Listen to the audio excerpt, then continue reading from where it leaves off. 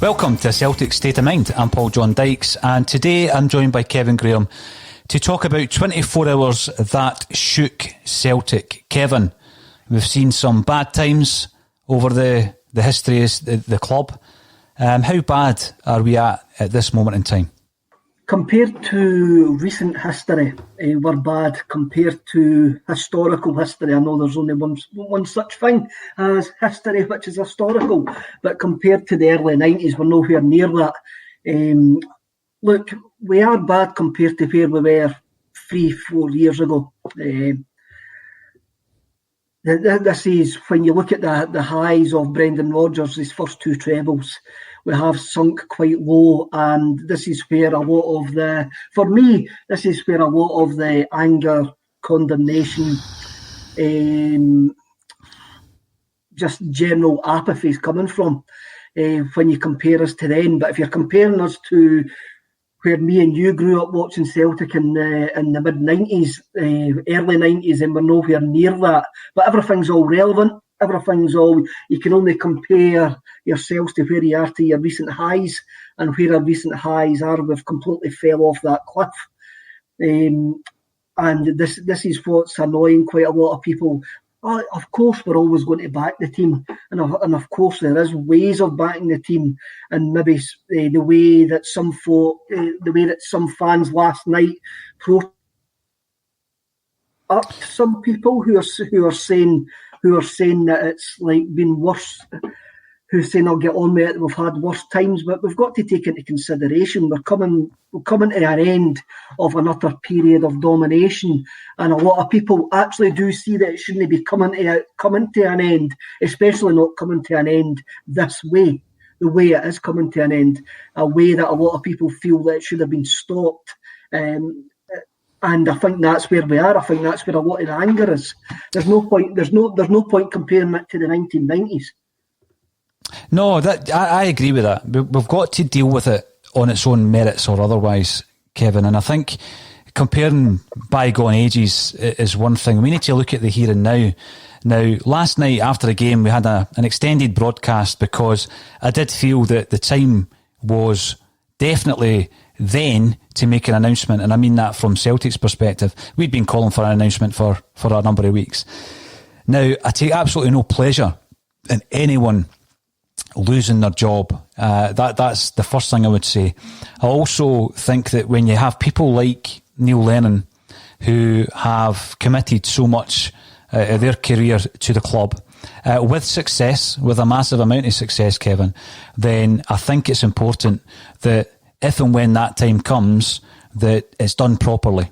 That's the key thing. So is the scenes of last night representative of the entire Celtic fan base? I would like to think not. We are all frustrated, we're all angry, and the thing that frustrates me about that type of reaction is just the way that, obviously, that is now the story. That is now the story, the way that Celtic have reacted, the fans, the way that they have behaved, and they will be ridiculed and they'll be held up to account for that. And that is frustrating, but I can understand the frustrations, Kevin. I mean, see, when you look at the lack of engagement from the Celtic board all season, but in particular over the last number of weeks, it's basically just been fueling the fire of people's frustrations. We're in a lockdown. Everybody's finding that hard. Everything seems to be heightened and magnified as a result of that, and it's basically exploded last night. So nobody wants to see the scenes that we've seen. I think it's absolutely acceptable to have a protest. I don't have an issue with a protest. We don't want that to spill in. Now, I've heard reports of heavy-handedness by the police. I've heard the opposite of that. I wasn't there, Kevin, so I find it hard to condemn anybody who was there who can tell me different. But what I do know is what I have seen, which obviously is the video footage that everybody else has seen on here. And you want this situation to end with the change that we've been calling for weeks. But, you know, I did see some points from an ex-Celt this morning talking about how it ended for Billy McNeil, how it ended for Tommy Burns. And I remember Fergus McCann asking Tommy Burns to sneak out the side door. You'll remember the story. Tommy told the story. The late, great Tommy Burns, and he said, you know, no, I'm leaving out the front door. And, you know, we still look back fondly on Tommy Burns. If it needs to end, and I think we're all of the opinion that it does need to end, Kevin, it's just about, you know, allowing Neil Lennon a dignified exit from the club now. Last night has happened, and we'll deal with that. But now, if it's going to happen, and if Celtic are going to make an announcement today, then just allow Neil Lennon the dignity to walk out, because he is a Celtic man and he's given us some incredible levels of success over the years. But change has to happen, and you know, I don't see there being any point. I know there's logistics, Kevin. I know that there'll be legal issues. I know all of that, and that's probably happening as we speak. Do you expect the board to come out and make a statement on the managers today? They need to clarify a couple of things. They were extremely quick last night to come out and condemn the supporters who turned up and indulged in some vandalism and violence against the police. It maybe shows you the disconnect between the fans and the club now, that as soon as that statement came out, there was dozens of people on social media who were actually at the protest who says that's a load of rubbish, that didn't happen. And I think that shows you that there is a massive distrust of any communication which now comes from the club.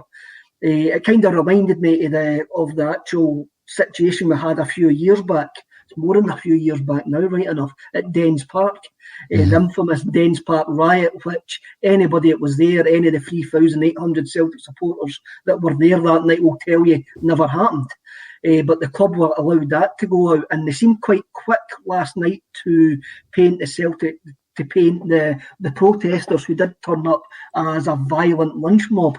Which now I can't comment on that. I've only actually seen the same video as you, and that the two guys who were heavily involved in that video will have to deal with the consequences of their actions, of the video that we've actually seen. But when you start getting the two sides of the story, I know there's two sides to every story, but when you start getting numerous people who were at the protest coming out and saying, well, the way it's been portrayed didn't happen, no matter how ugly it looked on the videos that we have seen, then you've maybe got, unlike you, even though I've spoke about it for a couple of minutes, you can't really comment on it because you won't. Will there be a statement today? You would hope so, for the sake of Neil Lennon, to give Neil Lennon the dignity that he actually deserves. But then this maybe should have been done weeks ago. They've maybe hung on too long. They caused that situation last night. In my eyes, they caused that situation last night by not acting a couple of weeks ago when everything was pointing to it no longer working. Yeah, absolutely, totally agree with you, Kevin. I mean, as you were saying there, we've had communication with various people who were there, who've seen the scenes unfolding, differing views, even by people who were there. Different views. You know, but what's happened is the statement has come out. So for everything that's happened this season, for all the disconnect, for the poor performances on the park, for fans turning up outside the stadium at the beginning of the week with a peaceful protest in the form of a banner, with people making their feelings known, Kevin, we have heard nothing, not a peep from the club. And after last night, the one thing that is communicated is how disappointed they are in the fans. And I think that is hurting a lot of Celtic fans this morning from what I'm reading. So it's all about narrative, isn't it? And I think, as you said there, had they been a wee bit more engaging, we made the joke yesterday, why don't we dial them in on the broadcast? We hear nothing from the club, Kevin. We hear nothing from the club. And this is unprecedented times in so far as we all know we're not getting into the grounds. but the investment has still been made. Financial, emotional, the investment is still there in your football club. And what you were hoping for and maybe expecting is some form of engagement and some form of communication. I think that is irking a lot of Celtic fans this morning. It was quite weird this morning. I got an email thanking me for my purchase for the Celtic store that I made a couple of weeks ago for my dad's 70th birthday. You've probably all seen the picture on Twitter with him. And I'm going, you just haven't got a clue.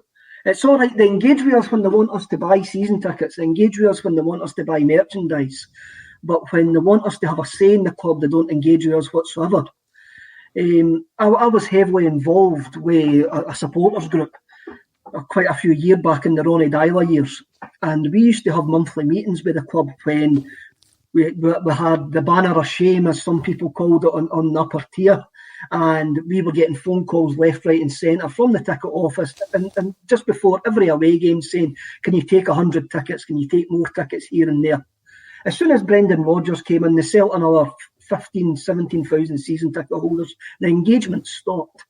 The actual monthly engagement stopped because they had got the money that they wanted. They had got this extra season ticket holders, which meant that they didn't need to engage with us as a supporters group. Then you get to the ticket office and the absolute farce that is a home cup ticket scheme as well.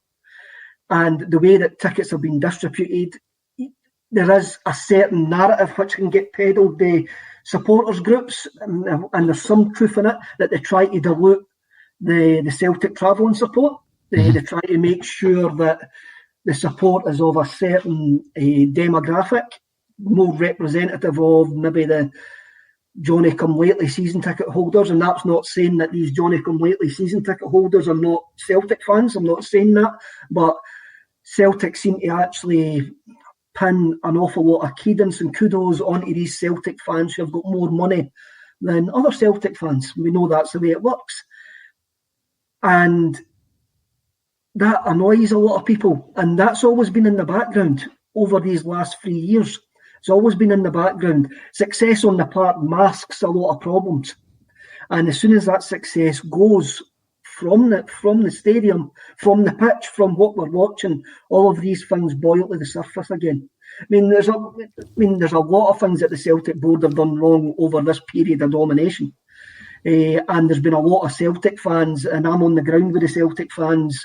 We go to the games, Paul, and we know what they've been saying, and none of them have ever been happy with the way the club's been run, even all during this period of domination. Mm-hmm. And the way that they've handled Neil Lennon, the way that I didn't want to use the word dehumanised, but the way they announced the appointment of Neil Lennon meant that, for me, he was already fighting a losing battle for the moment that he took the job.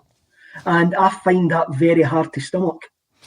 Well, you talk about engagement there, Kevin, and I think that we're at a stage now where there's got to be engagement because of what has happened and 24 hours that shook Celtic. And I think it is 24 hours that has definitely shook the club to the very core. Now, you don't want anybody to be leaving their workplace and you don't want anyone to be leaving Celtic Park and feeling threatened because obviously the way that people react to certain situations, Kevin, is on an individual basis, and people may have felt threatened last night. And I know that obviously the press call when Ryan Christie was given some after-match musings, or he certainly was lined up to, that, you know, the whole stadium was evacuated so that they could get out safely. So that all did happen. I mean, that definitely did happen. And that's down to the fact that people are trying to prepare for what might kick off. And then obviously what ensued, and we both have reports about it and we've been watching it on Twitter, has happened, and it's all over the news this morning. So I think we need to try and keep in mind what has gone on over the full season, I guess. But it's escalated over the last couple of months, I think, in terms of the performances on the pitch. I'm looking at a team that, yeah, they do look devoid of confidence, they do look devoid of ideas, but they look like a team who have just downed tools, Kevin. I mean, we're playing Ross County yesterday, no disrespect to them, and the first thing we said after the match was, well done. because of the way that they performed yesterday, the way they equipped themselves, the way the manager and the management team set the team up, and the way they applied themselves. And yeah, absolutely fully deserving of the win, Kevin. Take nothing away from that. But Celtic, and we're going about budgets, but Celtic with the quality of the player that we think we have, and I say we think we have because can we even say that with any kind of certainty now, because we've not seen it enough this season? You would expect Celtic to go out there and win. And this is what I was getting at last week. It wasn't taken away from Neil Lennon's responsibility in this downfall and in this demoralisation of the Celtic side. But, you know, there's a lot of people there. There's a shared responsibility. So the players have to take responsibility. I've already mentioned the coaching staff alongside Neil Lennon, who, if Lenny goes, they all go except for Stevie Woods. And, you know, that is something that people may agree or disagree with me on. But the board, there's a responsibility of the board, Kevin, and we're talking about a rot setting in. How much onus do you put on the board for where we are right now? All of it. Absolutely all of it. Because we know that Neil Lennon's going to be the fall guy, Kevin, but let's not lose sight of where the core of this issue is. Neil Lennon is going to be the fall guy, and he is going to fall on his own sword. The players have let him down because the players haven't reacted to what's been happening behind the scenes. The players haven't reacted to what the coaching staff have been telling them. I was pondering this morning actually about whether the players were spineless and whether Neil Lennon was right that players down in tools is an actual cliche. And I was thinking about the performances, and I can't really say that the players have down tools. I just say there's a malaise about them. There's no verve, there's no confidence about them, and that doesn't really say to me that they've down tools. They've just lost that spark, and whatever the coaching staff are doing is not bringing that spark back, and it doesn't look like the coaching staff can bring that spark back because it's went on too long now. It's went on for the start of the season. The board, there's only a couple of people that can actually change the direction of Celtic Football Club. We can actually sit here until next year, Blair, and we can't change them. The supporters can affect what happens, no maybe with last night, but if we stop putting money into the club. That's the only reason that any change gets made. That was the point I was making previously as well. When only sell 35,000 season tickets, their supporter engagement was fantastic. They stood up and took notice of what supporters groups were actually saying at that point. There's only two people that can make a change at Celtic Football Club. That's the major shareholder and the chief executive. They're the only two guys who got up this morning and, to paraphrase Neil Lennon, went and washed their face, who can actually make a decision which changes the future of this football club. And is it a battle? Have they made that decision? Are they still arguing about that decision? I mean, because it really does look like that. I don't think Dermot, the major shareholder, Dermot Desmond, made the decision to keep Neil Lennon on. I think that was a Peter Lawwell decision. I think Peter backed his man completely, and he's backed the wrong horse. He completely has backed the wrong horse, and this decision's 3-4 weeks too late. Well, I think that's even worse than the initial appointment. Now, bear with me with this one, Kevin. So I've read a lot about Celtic fans saying, you know, we should never have appointed them and it was the cheap option. And I totally understand that perspective and I'm not writing it off. But what I would say to that view is that we won the league. We won the League Cup, albeit in very difficult circumstances. We won the League Cup. There's no caveat to that. We won it. And we are, you know, in the final of the Scottish Cup. So therefore, last season was a success. And I didn't see much in the way of complaint in relation to the way Celtic finished the season off, right? No, not at all. So, yes, he wasn't the manager that a huge amount of Celtic fans wanted as a permanent gaffer. Absolutely. And I think I exchanged personal messages, direct messages with people where I gave my view then, but I respect the decision and I support Celtic, whoever's in charge, right? So we've gone through that. I think the biggest crime has been this season in failing to act on what's right in front of their noses, Kevin. Right under their noses. We could see it, the fan base could see it, but we, as I say, we're now in a situation where it's crisis point. Now, you get shot down for saying that, you know, a couple of weeks ago, oh, it's a crisis because Celtic drew with Aberdeen. And then we get told, oh, you've only lost one domestic game in a calendar year. You're going for a quadruple treble. You're spoiled. You're panty wetters. You're this, you're that. But that is only relevant if you focus on that success. What we were trying to focus on was this malaise that you talk about, the loss of form, the bad signings, the disconnect between club and supporter, the disconnect between player and manager, the disconnect between manager and coaching staff. All of these things were evident to Celtic supporters, and we were trying to bring these issues up. So even if you park the idea that some Celtic fans think it was the wrong decision in the first place, and I get that and I respect that, let's just look at this season, Kevin. Let's just look at the here and now. Now, if they're only waking up this morning thinking, what do we do now? Then we're in even deeper trouble than I thought. Because when you're running an organisation the size of Celtic Football Club, a global organisation that size, then you should know what the contingency plan is, and the one after that, and the one after that. You can't wake up this morning and say, you know, because of the riots and because the Celtic fans are unhappy, maybe we need to make this change. Yeah, you know, they've already, I hope, had plans in place, and for some time. Because if not, then we really are in even bigger trouble than I think we are at the moment. I think Celtic, we spoke about doing things right, and Celtic have done things right with regards, and under Peter Lawwell's watch.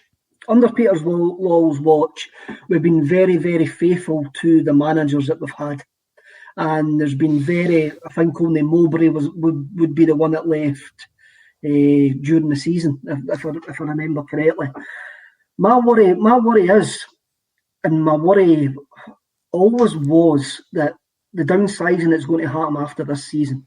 And there was always going to be downsizing after this season because of the financial restrictions of COVID, the refunds that they're going to need to give a vast majority of the support for not getting into the stadium for vast swathes of the season, and all the lack of fans basically being there.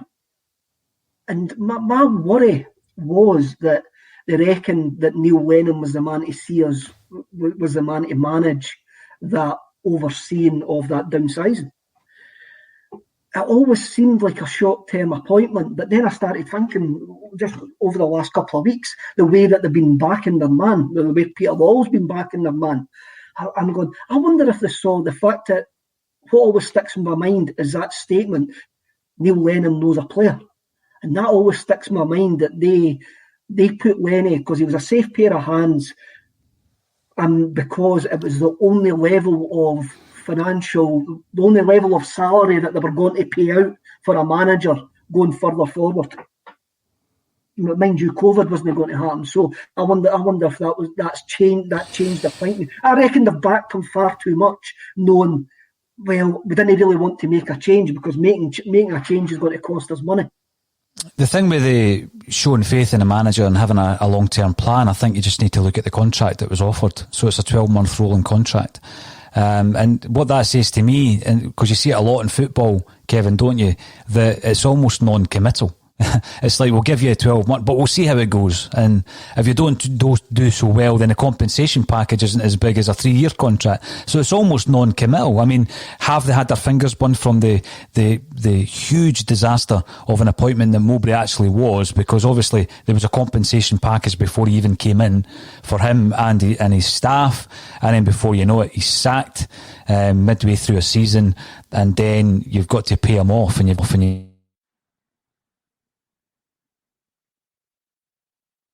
I think that when you're looking at the situation as it stands, you would hope that they had more faith in the gaffer. However, I think you just need to look at the contract, and you just need to look at the fact that it was a 12-month contract. I think my mic dropped out there for a second or two, so there was no complaints. Maybe they were just waiting for you to come back in. But I always feel that when it comes to the gaffer. You know, if it's a 12-month rolling contract, Kevin, it's very non-committal. And as far as I know, correct me if I'm wrong, that is still the case with Neil Lennon, which means that the rolling contract would be up to May 2021. Am I right?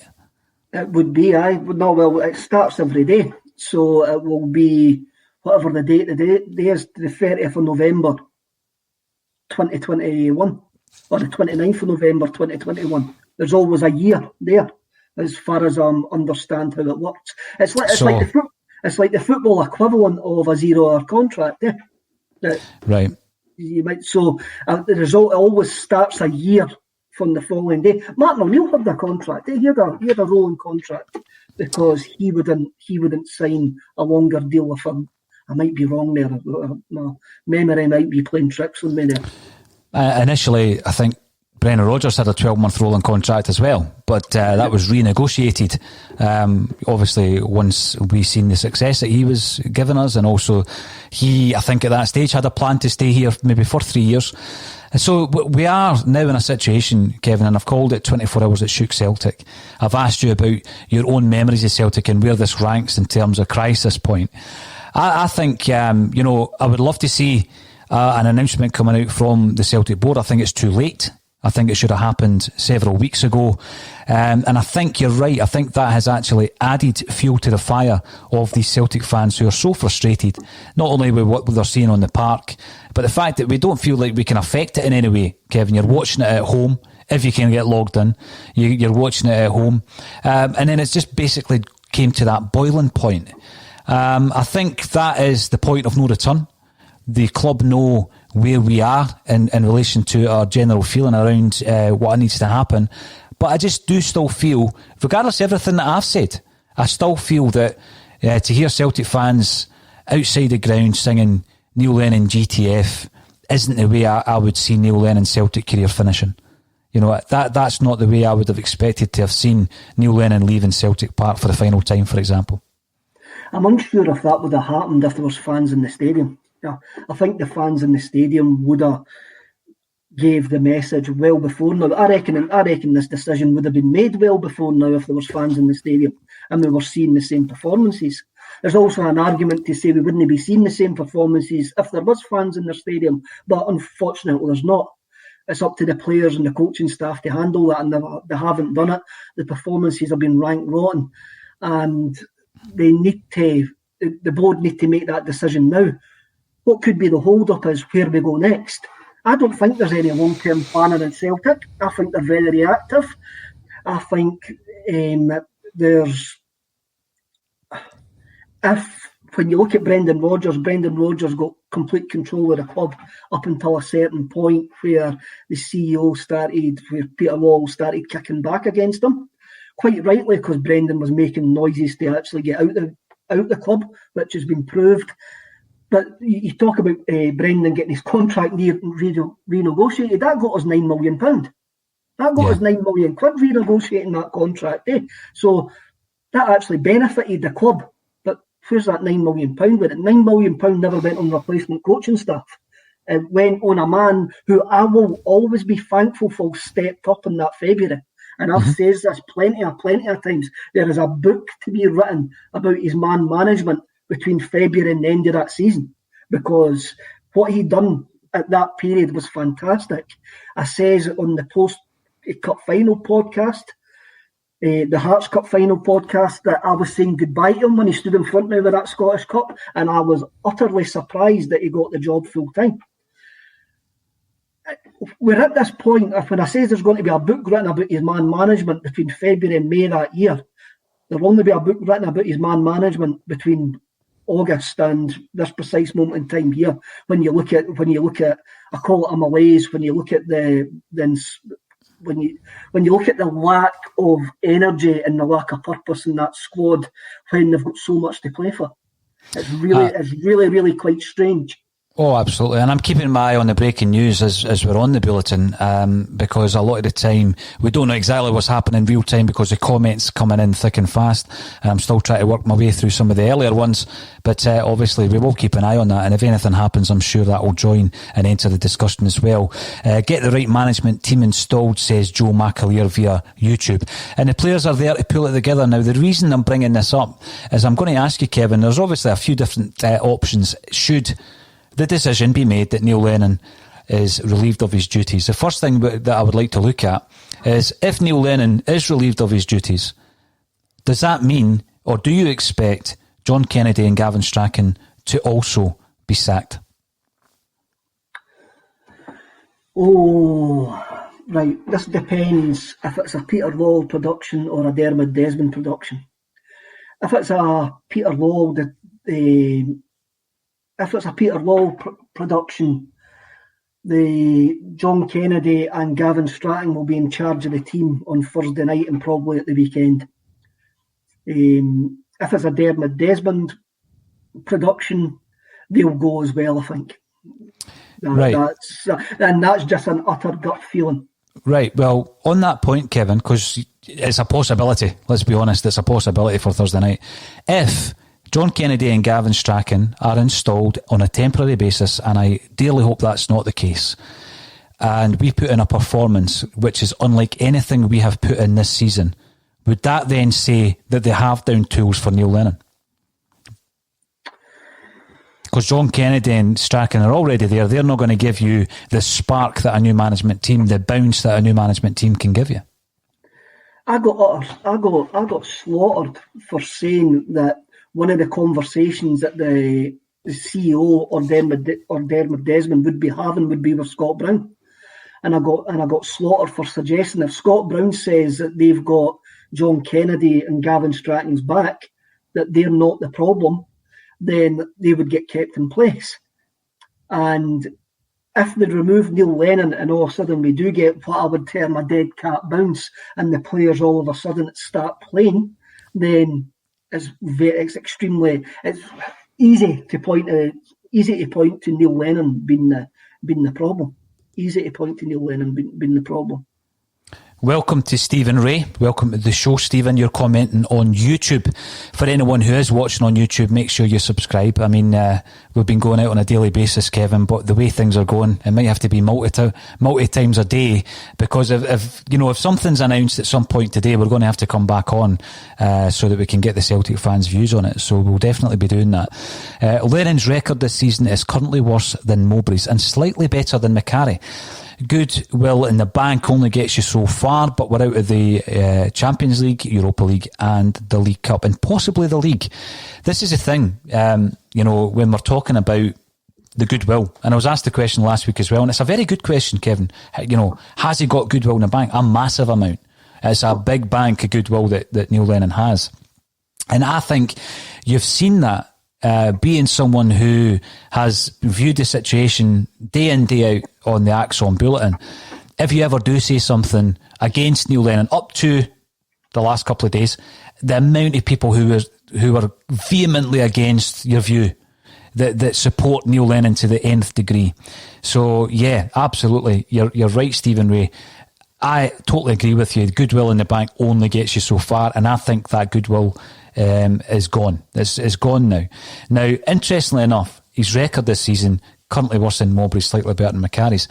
Going into the game against Rangers, it was if you're looking at his tenure, second time round, Kevin, his win percentage going into that Rangers game was better than any other tenure of our Celtic manager in the history of the club. It was by 80%. Now, that was 10 games ago. And obviously it's a lot worse than it is now. But that shows you the rapid decline in the performances and the results over the last 10 games, does it not? It does. It does. And what you can probably say, it did start with the defeat to Rangers and the comprehensive defeat to Rangers, the meek defeat to Rangers. So whatever that's done to the confidence to the squad and to the side, the coaching staff haven't been able to pick us up since that. And we have had a tough run of games, but there's been so many games that have been really, really winnable. They've been winnable in the past with the players that we've got. A lot of these stats, I'm sure Neil's overall winning percentage is still very high. I'm sure it'll probably still be over 70%. And folk go, oh, you're sacking a manager with a win rate of over, you're wanting rid of a manager with a win rate of over 70%. Well, there's something wrong when you have a look at the players. There's something wrong, and they're either down tools, which I think is a cliche, but there is definitely not a spark in that dressing room, and it doesn't look like Neil and the coaching staff can actually bring it back. It's went on far too long now. As I said yesterday, I do think that the Celtic fans are not knee-jerk. We don't make knee-jerk decisions. And if we had went out yesterday after hitting the post 5 times, having 35 shots on goal, their keeper having a worldly, we would have went, fine, that is football. That is actually what has happened. If we had got beaten off Sparta Prague at home after giving a decent performance, we would have went, fine, that's what happens in football. It's the way that the defeats and the draws have been actually happening. It's a snowball effect. We seem to be getting worse and worse as we go along. Yeah, you're right. I mean, 80% going into the Rangers game, 20% win rate since then. So yeah, although the overall rate will be high, Kevin, you've got to deal in the reality that how are we going to get out of it? Neil Lennon has tried implementing new shape, new personnel. We've brought in 6 players. There's a Lennon board meeting. We're getting an update on Sky Sports as we speak, although I can't hear it. So anyone who is watching that, please keep us updated on the comments section, because Sky Sports are outside Lennoxtown as we speak. He and Charles Patterson is reporting with an update. He'll be there all day, I guess. Now, a couple of comments coming in. Dendo18, scandalous if there is no plan in place. Kevin, it was yourself that said that. I would be amazed that, at this level of any establishment, be that a sporting institution such as Celtic or big business elsewhere in a different sector, if there was no plan. However, there's a lot of Celtic fans out there who have lost their faith in those who make the decisions at the club. If there is no plan, then would you then look at heads rolling above Neil Lennon, as David Stalker suggests? So, look, I don't think Celtic are an attractive proposition for anybody to buy into, unless we move leagues. I think you have to look at the 2 times where Desmond has really got involved, and that ended up with Martin O'Neill, and, well, it ended up with Gordon. The 3 times it did end up with Gordon Stratton as well. And it also ended up with Brendan Rodgers. I'm sitting here praying that maybe that's a Freudian slip of the tongue there. I'm sitting here praying that Dermot Desmond comes in again and looks to the long-term future of the club and makes the right decision over the next 24 hours on Sky. I'm just reading that comment that you've just put up there. If they don't, then they're basically burying their heads in the sand and hoping everything works itself out. Looking beyond the utterly depressing scenes last night on the park and after the game, if the board have met this morning, Kevin, in one of their infamous Zoom calls, and it's business as usual, what is holding them back from making a decision? I mean, they can see as clear as we can see that this is unravelling to a disastrous level. What is holding them back, Kevin? Why is this decision not being made? Can there be anything that I'm missing here? Why is the Celtic board presiding over the absolute decimation of what we have built over the last decade and even further beyond that? It seems quite unusual that they're backing their man this much. At this precise moment in time, it probably seems like Ian Brown's going to be the face of the COVID vaccination before they'll sack Neil Lennon. It's unbelievable that they're still backing their man to this degree, and it makes you wonder. It just makes me sitting here in my kitchen. Actually, it makes me wonder: is what we're not getting told? That's what I'm getting at. What are the reasons that they won't make this decision? Why? Come out and tell us why. Do they believe once everybody's back, and we've virtually got a full squad now apart from James Forrest and Mikey Johnson, are they really believing that Neil Lennon can actually turn that squad round? Are the squad telling them, look, we're behind this man, but we can sort this out? Because none of us are actually seeing it. No. I mean, even then, Kevin, even if you're going to the playing staff and they're saying that we're right behind them, and what reason are they given for their poor performances then? You know, it's not as though they don't have a platform to perform. I mean, what is the reason? I know we've been decimated by injuries. I know we've been decimated by the corona illnesses. But come on, we've still got a squad. If you want to look at their value, if you want to look at the investment that the Celtic fans have made in the squad, because it is the fans that are making that investment, particularly during these times where we can't go and see the team, and we can't even see the team on the link, then what is the reason? If they're going to come out and say that there's no issue, what is the reason then? Because I'm not buying that. Are they giving them to the cup final? Are they giving them the chance to win the treble? I said that a couple of weeks ago. That was the only thing that can stick in my mind now, the reason that he's not gone today. They want to give him to the cup final. Or either that, we can go back to what one of the boards known that Leaks says on Friday on Radio Scotland, that there's a plan in place for January. And they're going to give them to January. Kevin, I throw a lot out just for opinions, theories and different views, and I want to hear people's thoughts. And I did say to you the other day there that I'm pretty sure there would be a plan in place, although I'm doubting there's any plans in place now for January. For example, if there was a squad ravaged by injury, bad signings and COVID, right? So we're at that stage, and there must be a budget in place just in case we need a new goalie and a new centre half and a new right winger and a new right back. I'm pretty sure there's a plan in place. And I said to you, you know what? Would we not be better investing in a coaching staff between now and the end of the season? Do you think that would be considered by the Celtic board? And if so, do you think any of the managers that you fancy, that you've seen their names like the rest of us, could work with the current squad? Of course they could. No, to such a point where we can turn this round. You've got to believe that. You've got to believe that the quality in that squad would react to maybe a different voice. As I mentioned yesterday, Gary Holt saying that his job at Livingston had just ran its course.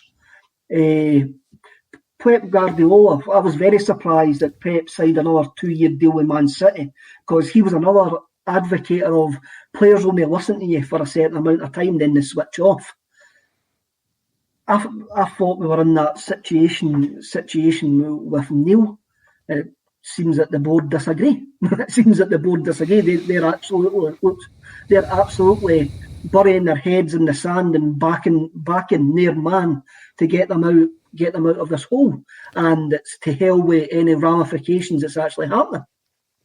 Now let's think back a little while to the praise Celtic were getting for keeping a hold of all their top players. I say that in inverted commas at the moment, because there's several of them not performing like top players, Kevin. Players have chucked it, not simply because of Neil, says one of our viewers on Facebook, but because they didn't get the moves they wanted. That's a strange one, isn't it? Because you're keeping guys like Edouard, you're keeping Christie, you're keeping Ayer and Cham. Now, I use these 4 names because I know there was interest, or there's contract talks that aren't on the table and all this. So they're the 4 guys that I think were in the line of perhaps moving elsewhere, Kevin. And we were able to keep them all at the club.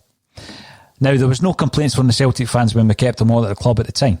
And that's understandable, right? So I'm not having a dig at Celtic supporters. But since then, the performances, for the most part, as a collective, of some of those players have been so far from what we know they can do. So I'll use Edouard as an example, because Neil Lennon has actually name-checked Edouard a couple of times, talking about, his head's been turned because of the transfer speculation, etc. We're talking about down in tools. There's a lot of cliches flying about down in tools, losing the dressing room. Edouard's not playing to what we know he can, his capabilities, right? Do you think it gets to the point where players are just, they're just basically willing the time away until January, and then they'll push through their agent for a move? Let's try to put it in simple man terms. Say you hand in your notice at your work, and you've got to work 6 weeks' notice. When do you start winding down? As soon as you hand in your notice, you start winding down. You do the bare minimum that you've got to do, then you move on to the next job. That's what 80-90% of the public do in normal jobs. So why should football players be any different? Why should they? If they know that they're going to leave, then they're on the wind down. Let's have a look at this. And even though winning a 10th title in a row is massive to us, winning a quadruple treble is massive to us, these players are just looking at it going, they're still young enough to not look back on it. They're still looking at the future. They're still looking at their next move. They haven't really had time to digest what they've actually said, where they are, how lucky they are to be at Celtic Football Club and what they've achieved at Celtic Football Club. Next thing they're looking at is their next challenge. There's no challenges left at Celtic for them. Well, there's a big challenge. There's a big challenge this morning. And if they don't feel loved or being developed, or the place is not Celtic Park, Lennoxtown is no longer a decent place to work, then of course it could affect the whole culture vibe of the squad, and I think we're seeing that. I think there's just a malaise about the place. There's a void. When you use that as an example, Kevin, handing in your notice and working down your notice, etc., is it just me romanticising it? It surely can't be the same with football, because there's such a personal attachment to a supporter and a fan base that invests heavily their own cash in their team, that, there's certain jobs where, and you may or may not have been in one yourself, but I can think of certain jobs, Kevin, where there's a public service element to that, where there's a pride in the job that you're doing. So even if you're given 6 months' notice, a month's notice, you would still go there and equip yourself and put in 100%. Is that just a romantic notion that still exists in football? Because at the end of the day, the game's gone if that's the case, because we've got quite a few players in that boat. I think it is a romantic notion. It's a notion that we all want to believe, Paul. And I don't think it exists. I've spoke to enough football players over my time to know that they just see it as a job. And I've spoke to an ex-Celtic captain who says it was just a job to him, even though his family were massive Celtic fans. He had been playing football every weekend since full-time since he was 16, and he just saw it as a job. And I find that very difficult to compute with myself. It was like the first time I went for a meeting in Celtic Park, and there's offices and there's boardrooms. It's like seeing Narnia and going, "What? This is just a workplace." Well, you see the car park yesterday. Not yesterday, sorry. You seen the car park last week on Friday when I was up at Celtic Park, and it's full. It's totally full. It's just a workplace. It's just a place that people go to work, and there'll be people none of the Celtic staff deserve to be abused, who are just going in there to do their job. But it'll be like a normal workplace. They'll have guys and girls falling out with each other. There'll be HR issues. There'll be, he's not working for him. He's doing this, he's doing that. And it kind of ruined the magic for me that time when I walked through the offices. I was going, I didn't want to ken there was offices in the back of this stand. I just wanted this to be a magical place where magic happens, where fairy tales are born, but this turns out as just like an office with a football pitch in the middle of it. Yes, well, that's one way to look at it. Facebook comment coming through, get the appointment correct, we can go on a run and put pressure on the other mob. And I think the reason I'm bringing this up... We do, but there's a lot of different...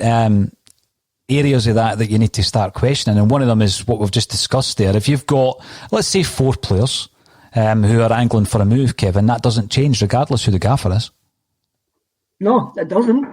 But the new gaffer can come in, and if he's got the right motivational tools, he can say to them, look, you get us over the line and we'll be extremely easy to deal with in the summer. But then it depends on what gaffer that they bring in, right? My fear, if it's a Dermot Desmond production, it's Martin O'Neill and Roy Keane, right? Which for me would only be short term. That would only be a short term deal.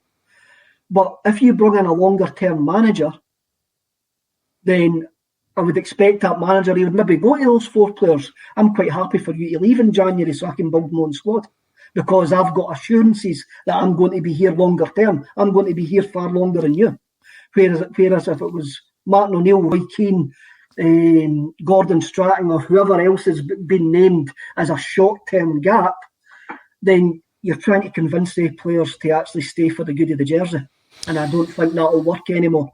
I've seen O'Neill and Keane's names being mentioned time and time again on this broadcast, Kevin. Do you honestly think that's where we are? Do you honestly think that the scope of imaginative thinking amongst the Celtic board takes us down that route? Is that where we are as a club? Because, for me, that's a massive risk. Now, I said yesterday, talking about taking risks, management risks at this level, at the Peter Lowell level, they've sometimes got to take a risk, but that isn't even a calculated risk for me. If you appoint someone like Martin O'Neill and Roy Keane, that's not going to work.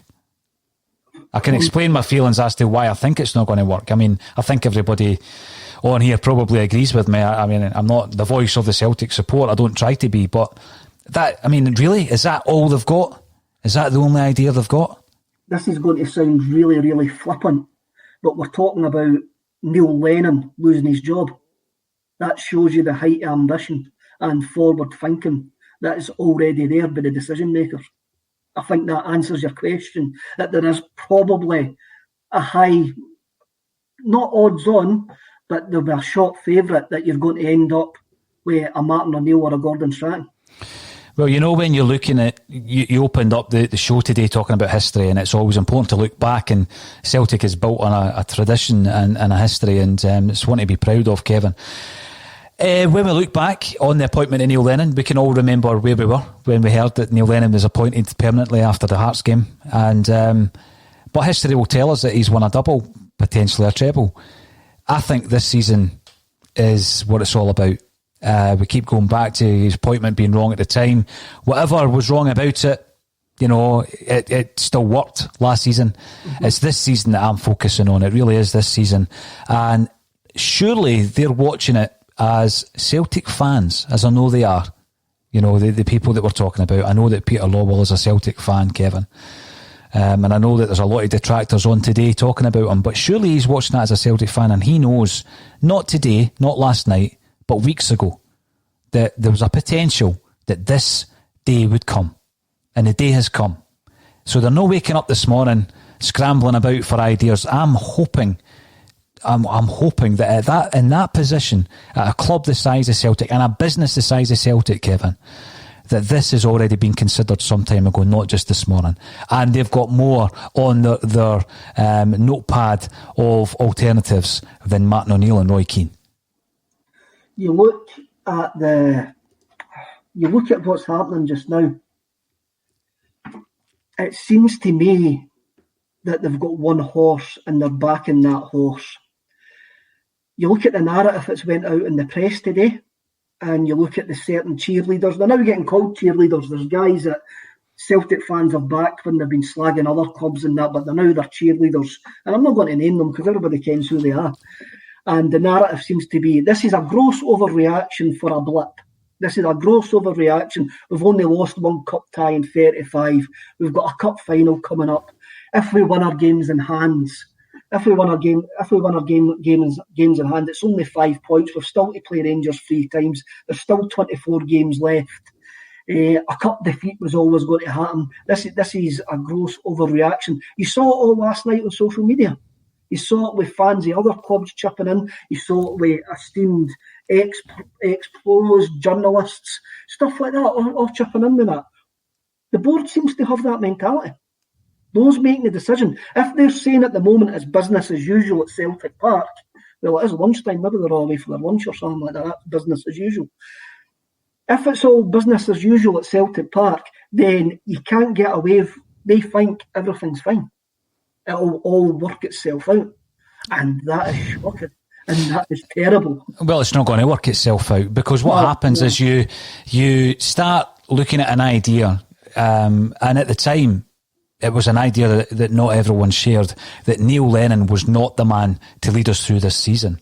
So you implement this way of thinking and you're shot down and you're said that it's a harsh reaction and what he's done for the club. And if you do that after the Ferencvaros game, as one of our pundits did, you're shot down for it. You're ridiculed for it. And that, that's everybody's kind of like, that's their prerogative. If that's the way that they want to react to anybody's opinion or view, Kevin, then it gets worse and you're basically stripped to pieces against Rangers. And what happens is you get some people coming in with some very, very interesting and sensible points, talking about the team we were able to put out against Rangers that day, and the fact that you had to play young Welsh at centre half, apparently had to play Klimala up front. It's a decimated Celtic side through injury and through illness. We've got Shane Duffy playing with abscesses having just been removed in his mouth. Julien's on a treatment table. Forrest is on a treatment table. Eddie and Christie, and they're missing through COVID. The Bolingoli gate, all this kind of stuff. So you take all that into account, but after the Rangers game, if you say Lenny's not the man to take us through this season of all seasons, you're shot down. And then it gets worse. And that was 10 games ago. And then when it comes up to the point where I start thinking like that, which was Pittodrie, half-time at Pittodrie, Kevin, I'm thinking, no, you're right. This isn't going to work, because the players are coming back and the illness, that struck certain players is no longer there. And then, as you say, who we got missing? James Forrest and Mikey Johnston. Is that it now? Is that the only two players we've got missing? So are they going to come in and turn this whole thing around? Because by the time they come back, the rot has definitely set in. People are calling it a malaise. It's a rot. You watched that team yesterday, and when Ross County scored, you just knew we were not going to turn it round. Why? The performance that we had seen up to that point was a carbon copy of the performance from Easter Road. There was no cutting edge. There was no penetration. There was no thought process. You're looking at the bench, you're thinking, Callum McGregor dropped. Callum McGregor was dropped. Tommy Rogic starts. And then you're looking at the decision-making process of the management team. You're looking at the performances of the players. And then today, we're looking at a reaction. We're expecting a reaction from the board, and that reaction doesn't happen. So there is a collective blame. But the only way to change it, we're not at a stage where we can completely change the board. I can see that Nicola Sturgeon now is talking about I believe talking about what happened last night. Certainly it's been used with fan footage coming up on the screen. So please keep us updated on that. I know that there's been a statement from Police Scotland. But again, as soon as you see the scenes last night, Kevin, you start thinking that they'll be all over it. The press will be all over it. You know that. That politicians will be all over it, because we're looking at a situation where we're trying to get fans back in stadiums. They'll use that as a stick to hit you with. We know that. That's exactly what they're going to do. We're expecting it. Celtic will use that as a stick to beat us with as well. When we go, why are we not getting back in the stadium? They'll just kick it back up. Oh, what happened that night after Ross County? That's why you're not getting back in the stadium. And Celtic will use it to their own ends as well. What's no. They use Dundee. They like putting black marks against the support. They do. That's what they do. They haven't got our back the same as what we've got the team's back at times. The board and the folk that run the club haven't got our back. Just to let everybody know who enjoys a Celtic State of Mind's broadcast on a daily basis, is that we do have myself monitoring the comments on a live basis. We would have someone doing it more permanently, but unfortunately with travel restrictions we're unable to have them in the office, in the studio. But we are aware of some of the putrid kind of comments that are coming through. We've had to put up with them even since Friday for having the audacity to talk about your football team on the telly, Kevin, and the abuse you get for that. I just think people need to be aware. I can take that level of abuse, Kevin, absolutely, but there's plenty of people out there who can't, and folk need to be really wary of how harmful these comments could possibly be to people online, and that's one lesson I've learned over the last few days. So be rest assured that we are aware of some of the comments coming through. We'll be removing as many of them as we possibly can. Kevin, you look as though you're frozen, but maybe you're just there we go. Right, Francie W. Wenger, Howe or Hughes in that order of preference. Now Mark Hughes is a name that's cropped up over the last few days. Maybe it was me that mentioned him, Kevin, and I think the Celtic support are kind of divided on that one, but I think one of the biggest reasons for bringing his name up was an example of the type of manager who's out of business at the moment, who's got a huge amount of experience in the English league. I'm not saying he's definitely the man for the Celtic job. There's plenty of options, is what I'm trying to say. There are many, many options out there. It's still an attractive proposition. And, surely the Celtic board aren't fearful that we can't get somebody better than what we've already got in terms of a coaching team. Funnily enough, you mentioned that. I was unfortunate enough to catch 45 minutes of Crystal Palace against Newcastle on Friday night. And it was a dreadful game of football, but I found myself watching the way Newcastle were set up and how there was no space between the lines, how all the players knew their jobs, were working for each other. It was a dreadful watch. I'm looking at a player like John Joe Shelvey, and I'm going, wow, he kens his job. He's doing a great job on that Newcastle side. And I'm going, is that how low that I've actually went? That I'm having a look at a Steve Bruce team who are utterly negative, actually being quite impressed with the way that they're tactically set up. So that got me thinking that there's probably is managers out there who could set your team up no problem. It's how you set your team up the Celtic way. It's how you set this team up a Celtic way. I'm not saying Steve Bruce or Mark Hughes or anybody like that. I think there's been a drop in standards at Celtic Park. I think there has to be a spark. And fun enough, Spark, Mark Hughes, Sparky, that was his nickname. Maybe that's a sign. Maybe that was a sign, actually. Moving on. But there is managers out there. There'll be managers beating down the door. There'll be Peter Lawwell's phone will be red hot. And now with agents phoning Peter Lawwell, have you considered this guy, considered that guy? Mm-hmm. And for folk to say nobody will take the job, folk will take the job. Football managers will take the job. Kevin, see, this is the point. I could throw you a name. I could throw you a number of names, right? And people will shoot them down. Why would he leave? Why would he take the job? Money. That's what it comes down to. What's Neil Lennon's salary?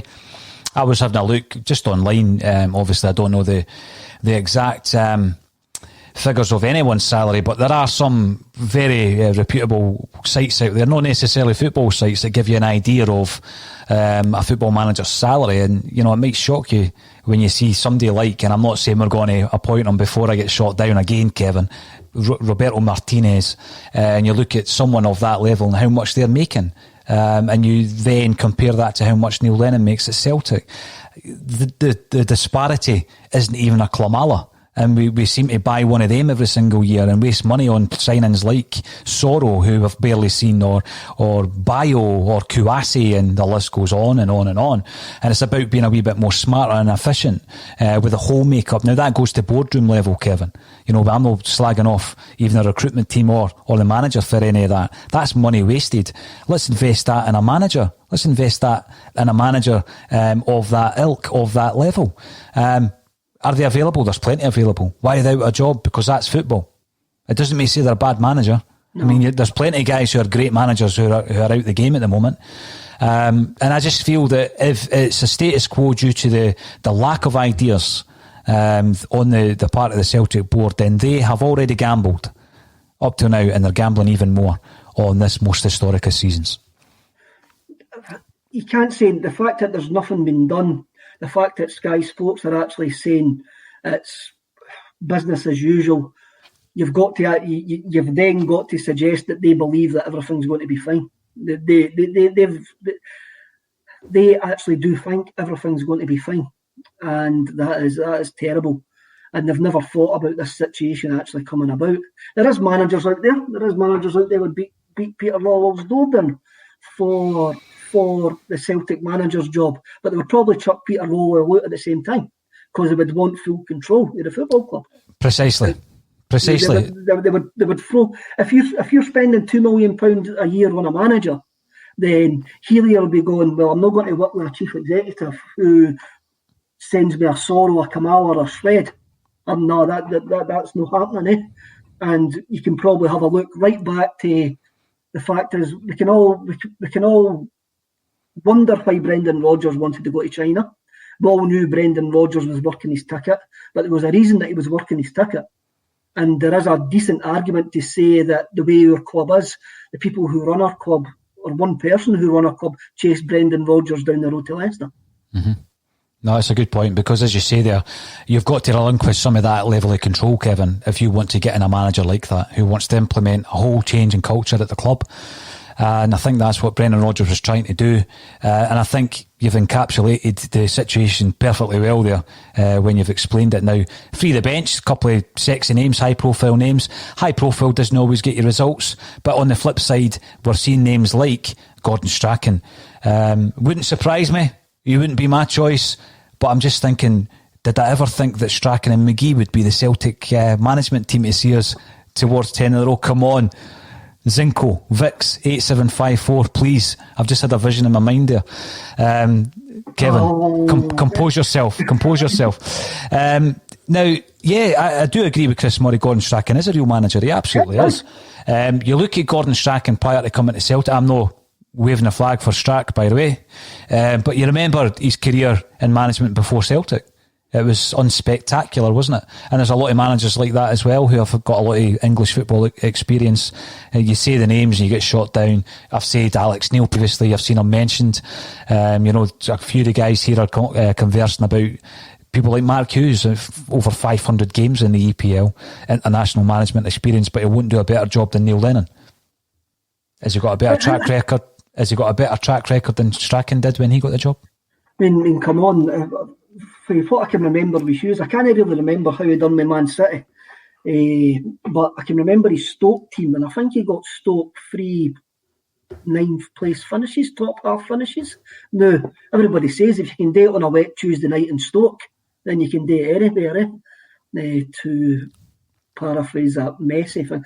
Going back to Gordon Strachan, right? Strachan is a decent manager. Strachan's last job was with the Scotland national team, where he had a lot of the Celtic players already there, and those Celtic players played for Gordon Strachan for Scotland. So it wouldn't have been a surprise package Strachan coming in for those players. It was somebody that they already know. We spoke to Gordon, was it at the beginning of this year? Was it this January. It's been a long year, mate. Hasn't he, halfway? And he says that he had no interest in getting back into football management. And why? What was his reason? Can you remember his reason? I can't remember. Because he was sick of dealing with board members. He was at an age where he was sick of dealing with board members. So if you take everything you've just said, because you've just sparked a wee memory in my mind, take everything that you just said there in relation to the challenges of any big name or high profile manager coming to Celtic. The challenge will be dealing with board members. Now that is a challenge at any club, but to the level of the Brendan Rodgers situation, Strachan has already says, I'm not interested in that. He doesn't need it in his life at this stage of his life. I don't think Strachan would come back. As I say, I remember that conversation, but I couldn't remember what he actually says, why he wouldn't get back in. But would he come back in as well over Neil? He's very faithful that way. He is very faithful that way. He might not like the way that he would get the job, and it would only be short term. Strachan wouldn't be the long term solution. Strachan would only be there for a period of time to the end of the season. So maybe that would placate the fact that he wouldn't really need to deal with board members, because he's got one job. His job's not to rebuild the club. The job is to actually steady it, stop the malaise and get us over the line. So he wouldn't really need to deal with the board members longer term. Michael the Boy, welcome back to the show. You're commenting on Twitter, did they not look at applications for 3 months before they gave it to Lenny? Sometimes there's flippant comments, Kevin, and I sometimes don't know whether or not these things happened, but one of the comments I'm going to talk about around about the appointment of Neil Lennon back in May 2019 was he's just been offered the job in the showers. I'm not sure if that happened. I've got my doubts. But the other one that was made, the other comment that was made around about that time is there was a drawer full of applications and they're not even going to bother looking at them. Do you believe that? If there was a drawer full of applications, surely the cleaners would have took pictures of them. Surely, if there was a drawer full of applications. I don't know. Of course there'll be applications for the Celtic job. They actually think we're buttoned up the back. Well, I think they actually do think we're buttoned up the back. But of course there's going to be applications for the Celtic job. Of course there's going to be agents phoning the club going, my client's interested in that. And if they haven't made any other phone calls apart from to Martin Riley, who is Neil Lennon's agent, to say, you're the only guy for the job, then that's wrong. That is completely wrong. That's a dereliction of duty, which we said quite a few times last week. Yeah, we did say that, Kevin, but, when I look up at Sky Sports and the breaking news ticker tape all day is all about how bad the Celtic supporters are, you think they've played a blinder. How the hell did that happen? We're sitting here after getting knocked out for Ross County, 2 wins in 10, worst record since the 50s, the whole season's going up in smoke, and it's the Celtic fans that are on the ticker tape. I know, it's just... See... It's ended, right? The run's ended.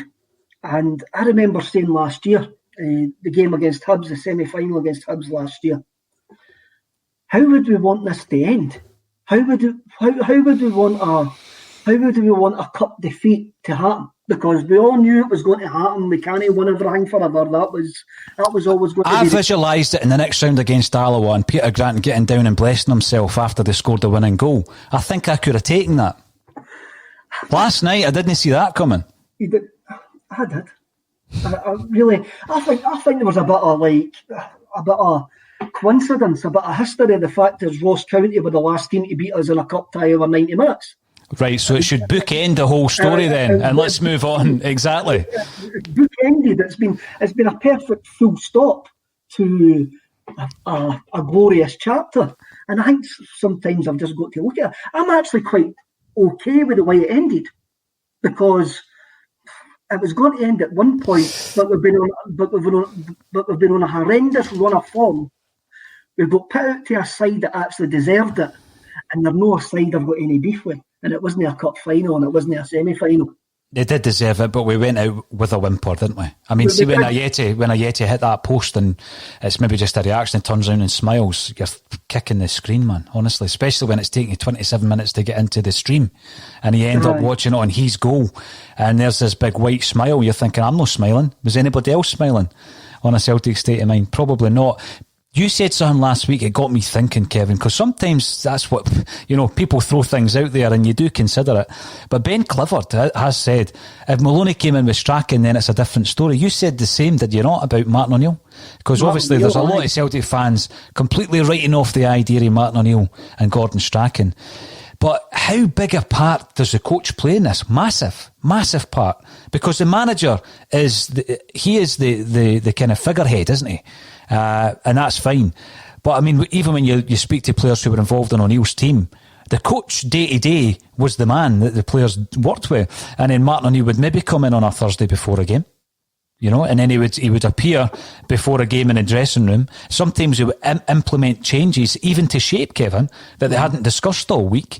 And the coach was the man day in, day out who was working with the players. And I think that's Maloney, isn't it? That's what Maloney brings to the table. If you then have that figure point who's dealing with the press and dealing with all the other issues regarding players, etc., then it becomes more of a palatable option, although I'm not saying it's what I want. Brendan Rodgers is walking about naked without Chris Davis. That goes without saying. They two are a team. What a thought. It's true though. Chris Davis, how many times did we see Chris Davis making no changes when Brendan's standing there and Chris Davis comes down and goes, this is what you've got today. Mm-hmm. And in the modern game where there's such an emphasis on shape, tactics, drilled, the players are drilled to within an inch of their lives. You see it with games that you watch. I mentioned that Newcastle game. You can actually see what Newcastle do in training. You can actually see the way that they work in training.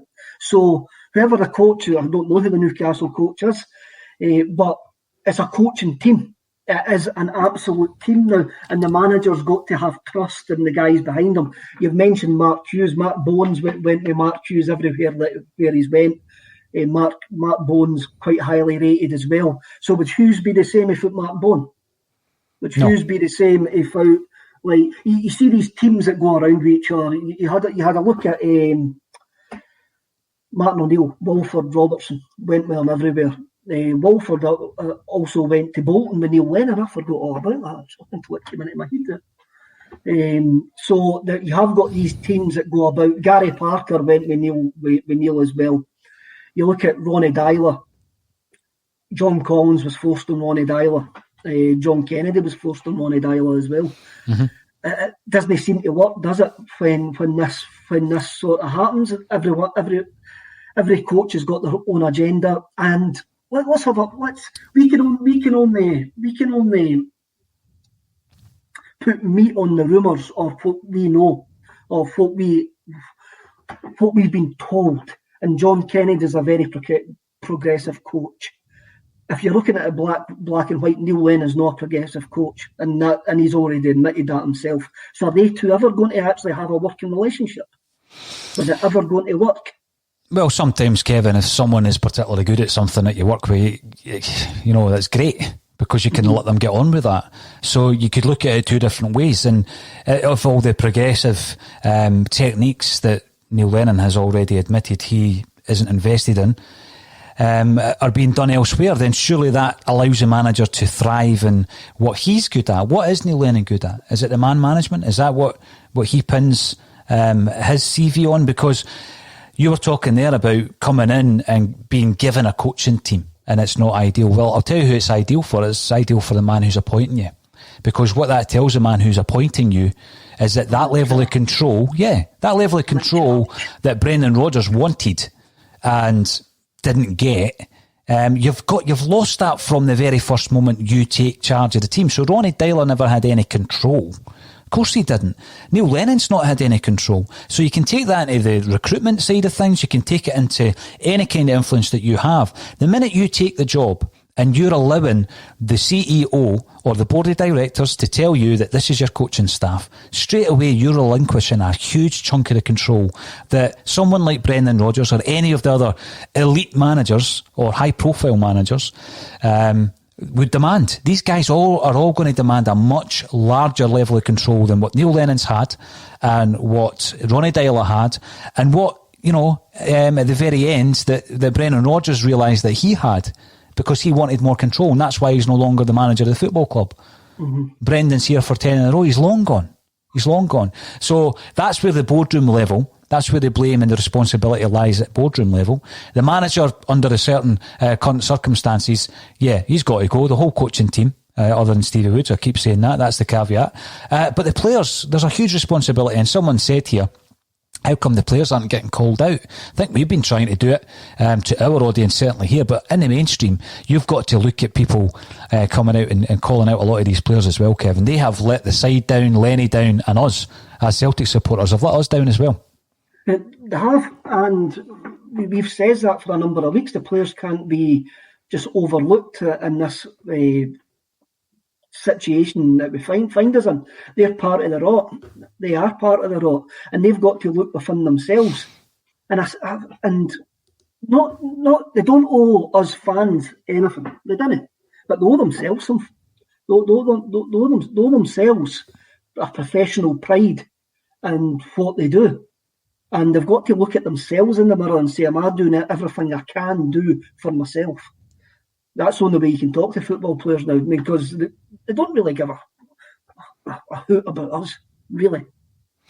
Do you think the situation we're currently in, Kevin, and alternative media, I guess it's called, or fan media, if you want to call it that, it's criticised time and time again, and there's one thing for sure, what we do try and give Celtic fans is a platform for them to come on and air their views and their frustrations.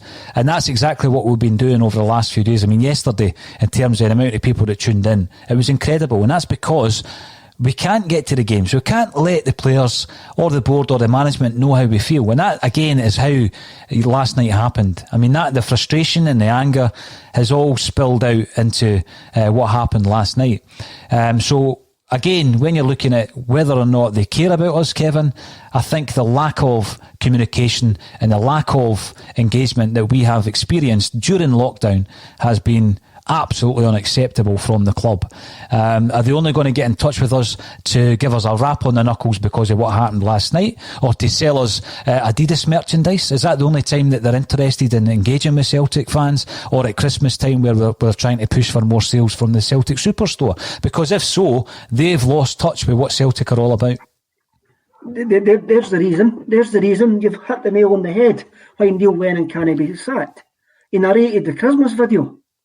That means that's completely out of date. If they sack him, can he use it? They'll need to get somebody else in. There you go. You've hit the nail on the head right there. Let's have a great Christmas video. Let's buy the Adidas merchandise. They only want us for our money. Always has been since we became a business. Always has been. Yeah, no, you're right. I mean, I don't believe, or I hope to God that's not the case, and we're holding on to Lenny because he narrated the video, because, I mean, we could do a voiceover if they really wanted us to do one. We'll do a voiceover, right? But that's where we are, and am I hearing right? We're at a status quo. Nothing is going to change. How do you think the Celtic fans, Kevin, I'm going to ask you this in all seriousness, how are the Celtic fans going to react to that, if that's the case?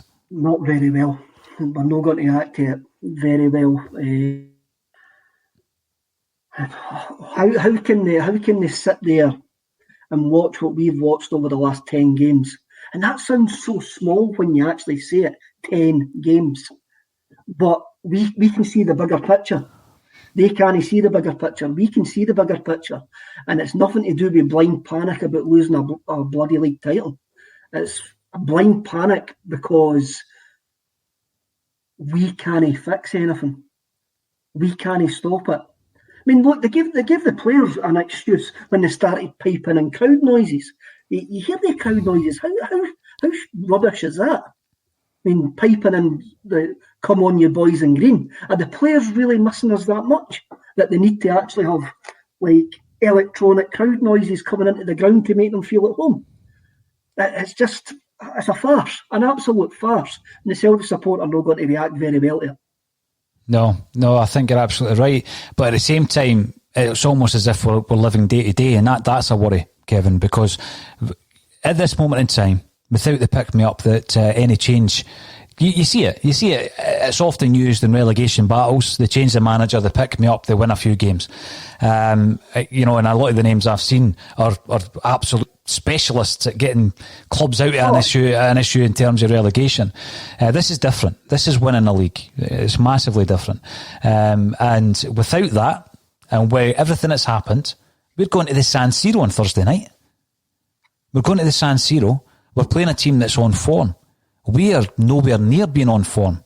That's a frightening proposition, is it not? See when I got up this morning, wishing I was going to Milan. Wishing we were going to Milan to prove that being a Celtic fan is not just about results. If they show defiance, let's go to Milan and actually sing in a beautiful stadium, which is eventually going to be knocked down in the next couple of years, which is an utter disgrace that they're going to knock down that stadium. I wanted to be going to Milan. I wanted to be proving that Celtic's bigger in results. As I say, the show of defiance. I really wanted to be there. But I would be there. Thousands of others would be there, even though the board treat us like utter mugs. And they are treating us like utter mugs at this precise moment in time. This whole season, they've been treating us like mugs. The actual silence on, just give us your season ticket money and we'll work something out further down the line. This sitting on their hands going, we'll wait and see what happens here. This might get better. We're fully backing a manager who has clearly lost the players. The players have clearly lost their spark. And as you say, there's guys out there that could turn this round. These kind of specialists that can turn this round. Whether that's the right choice for us, I do not know. I don't think so. I just want the Celtic board to make a decision that makes sense and one that I didn't need to question. And at the moment, they're making the decision.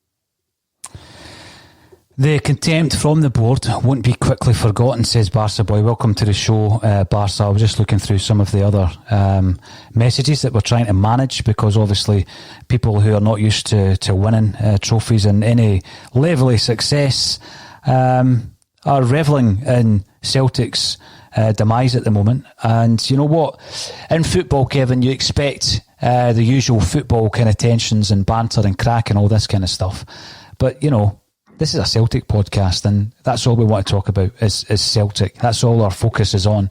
And if you are obsessed with Celtic and you support another club, then it's a fairly tragic life that you lead. And we will root you out and you will be blocked. Simple as that, because, you know, this is all about Celtic, and that's our priority, Kevin. And that's why we are discussing the changes that we feel should be made at Celtic Park. Now, everybody who's been getting involved, we do read through your messages. It's difficult sometimes to get through as many as we would like, but I think Barca Boy is speaking for a lot of Celtic fans with his last comment. I need to thank everybody for being involved. I haven't mentioned yet that we do have a quadruple treble charity weekend coming up on the 19th and the 20th. We've got loads. There's a coming together, a Celtic podcast, Kevin. There's a couple of more podcasts to be announced today. I think we're up at about 18 or 19. We need to get a weekend kind of festival poster designed just to bring everybody together under the one banner. But it's going to be a great weekend, and we want to raise a lot of money. We want to raise a lot of money for charity leading up to Christmas, and hopefully we'll be celebrating a quadruple treble that weekend as well. Speaking to someone from Hearts, Kevin, the other day, and their biggest fear is that Celtic appoint a new manager before that game. Read into that what you will. Thank you, Kevin Graham, for joining me on A Celtic State of Mind. See you later, lads.